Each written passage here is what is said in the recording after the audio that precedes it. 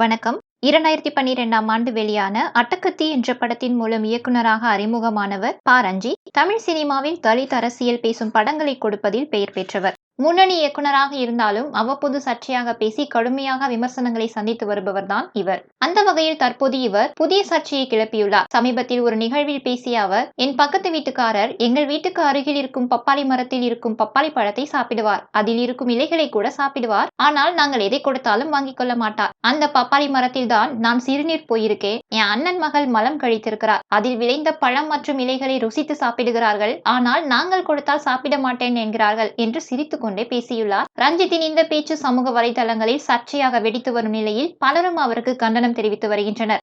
பப்பாளி மரம் இருக்கும். பப்பாளி மரத்தில் விளைகிற அந்த பப்பாளி ஒருத்தர் வந்து அறுத்து சாப்பிடுவாரு. ஆனா நம்ம வீட்டுல கொடுக்குற சாப்பாடு கொடுக்க சாப்பிட மாட்டாரு. பப்பாளி மரத்துக்கு முன்னாடி நான் மூத்திரெல்லாம் பெஞ்சிருக்கேன். ஆமா, சாப்பிட்ட சாப்பாடு மீதி அங்கதான் கொட்டிருக்கிறாங்க. புரியுதா உங்களுக்கு? சாப்பிட்ட சாப்பாடு மீதி அங்க கொட்டிருக்கிறாங்க. இல்ல வந்து எங்க அண்ணன் பொண்ணு ஆய் பொண்ணு மீதி அங்கதான், அது வந்து பெருகி அங்கதான் சுத்தமா இருப்பாங்க. எல்லாமே அதுல விளைந்த ஒரு பப்பாளி மரத்தோட பழ ருசியை ருசிக்கிற நீ.